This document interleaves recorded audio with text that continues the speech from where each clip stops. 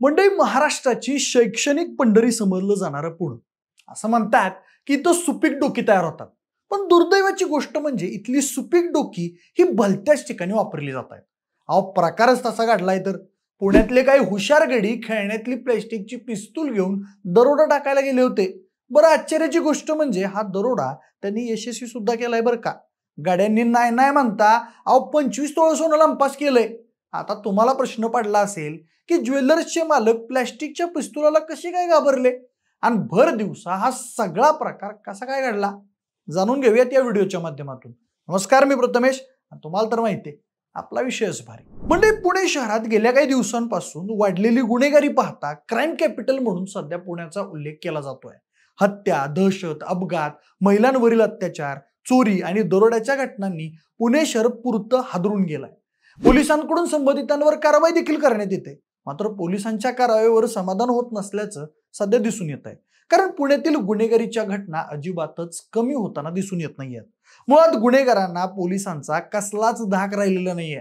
हे सगळं सांगण्याचं कारण म्हणजे अशीच एक घटना पुण्याच्या सिंहगड रोडवरील वडगाव दाहेरी भागात घडली आहे. या भागातल्या एका ज्वेलर्सच्या दुकानातून दिवसाढवळ्या तब्बल 20 ते 25 तोळे सोनं लुटून नेल्याची धक्कादायक घटना समोर आली आहे. विशेष म्हणजे दरोडा टाकलेल्या या बहादरांनी चक्क प्लॅस्टिकच्या बंदुकीचा धाक दाखवून हा दरोडा टाकल्याचं प्रथमदर्शनी तपासातून समोर आलंय. या संदर्भातलं सीसीटीव्ही फुटेज सुद्धा सध्या व्हायरल होत आहे.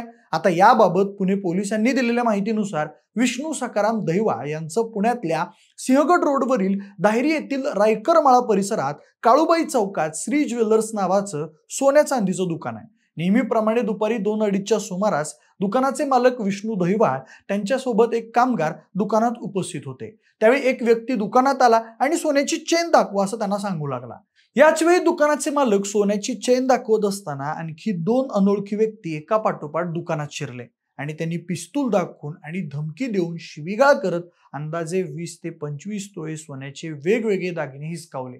यावेळी दुकान मालकानं विरोध करण्याचा प्रयत्न केला असता त्यांनी पिस्तुलाच्या बटने मारहाण केली आणि ते दुचाकीवरून फरार झाले. या झटापटीत या बहादरांनी आणलेली प्लास्टिकची बंदूक तुटली आणि तिचा अर्धा भाग तुटून खाली पडला. जसं का बंदुकीचा अर्धा भाग तुटला तेव्हा मालकांच्या लक्षात आलं की सदर बंदूक खोटी आहे म्हणून. पण लक्षात आलं तेव्हा हे बहादर पळून जाण्यात यशस्वी झाले.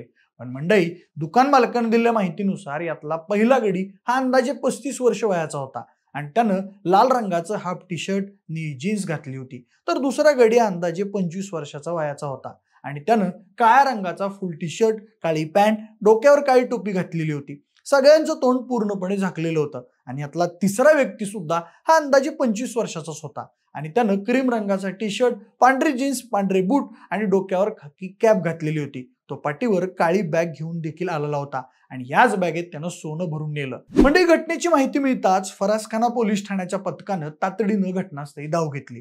पुणे शहर पोलीस आयुक्त रितेश कुमार यांनी सांगितलं की आम्ही सीसीटीव्ही फुटेज तपासत आहोत आणि दरोडेखोरांचा शोध घेण्यासाठी विशेष पथकं देखील तयार केली आहेत. लुटलेले दागिने आणि संशयितांना लवकरच ताब्यात घेतलं जाईल. पण मंडळी, पोलिसांच्या प्राथमिक तपासात असं दिसून आलंय की दरोडेखोरांनी खेळण्यातील प्लास्टिकचं पिस्तूल वापरलं, जे की दिसायला अगदी तंतोतंत खरं वाटत होतं, ज्यामुळे दुकानातील कर्मचारी आणि ग्राहक घाबरले. सध्या पोलिसांनी परिसरातील इतर सीसीटीव्ही फुटेज तपासायला सुरुवात केली असून दरोडेखोरांनी वापरलेल्या मोटरसायकलचा माग काढण्याचा सध्या प्रयत्न सुरू आहे. पण मंडळी, ही घटना शहरातील वर्दळीच्या भागात घडल्यानं व्यापारी आणि नागरिकांमध्ये सध्या चिंतेचं वातावरण आहे. स्थानिक व्यापारी संघटनेचे अध्यक्ष विजय पाटील म्हणाले की दिवसाढवळ्या अशा घटना घडणं धक्कादायक आहे. पोलिसांनी तातडीनं कारवाई करून दरोडेखोरांना पकडावं आणि भविष्यात अशा घटना टाळण्यासाठी कडक उपाययोजना कराव्यात. काही नागरिकांनी सोशल मीडियावर आपली नाराजी व्यक्त केली आहे. एका स्थानिक रहिवाशानं लिहिलंय की पुण्यासारख्या सुसंस्कृत शहरात असे प्रकार वाढत आहेत. पोलिसांनी गस्त वाढवावी आणि नागरिकांच्या सुरक्षेला प्राधान्य द्यावं. पण या घटनेनं पुण्यातील गुन्हेगारीच्या वाढत्या समस्येकडे पुन्हा एकदा लक्ष वेधलं आहे. गेल्या काही महिन्यात शहरात चोरी, दरोडा आणि इतर गुन्ह्यांचं प्रमाण वाढल्याची चर्चा आहे. तज्ज्ञांच्या मते बेरोजगारी आणि आर्थिक ताण यासारख्या कारणांमुळे तरुण अशा गुन्ह्यांकडे वळत आहेत. पण आता प्लॅस्टिकच्या पिस्तुलासारख्या खेळण्यांचा वापर करून दरोडा टाकणं ही नवीन पद्धत उदयास आल्याचं पोलीस सांगतात. पोलिसांनी नागरिकांना सतर्क राहण्याचे आणि संशयास्पद व्यक्ती किंवा वाहनांबाबत तातडीनं माहिती देण्याचं आवाहन केलं आहे. तसेच सराफ दुकानांसह इतर व्यापारी आस्थापनांना सुरक्षा व्यवस्था वाढवण्याचा सल्ला देखील देण्यात आलाय. काही व्यापाऱ्यांनी खासगी सुरक्षा रक्षक नियुक्त करण्याचा निर्णय घेतलाय.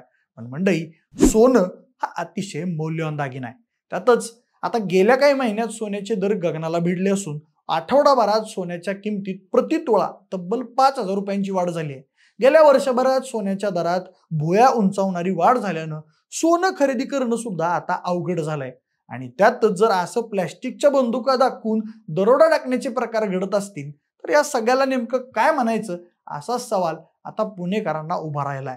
पण तुम्हाला या सगळ्या एकूण हास्यास्पद घटनेबद्दल नेमकं काय वाटतं? तुमची मतं आम्हाला कमेंट करून नक्की सांगा. सोबतच आपल्या विशेष बारी या युट्यूब चॅनलला सबस्क्राईब करायला विसरू नका. आणि हो, हा जर व्हिडिओ तुम्ही फेसबुकवर पाहत असाल तर तिथे आपल्या विशेष बारी FB या फेसबुक पेजला सुद्धा फॉलो करायला अजिबात विसरू नका. धन्यवाद.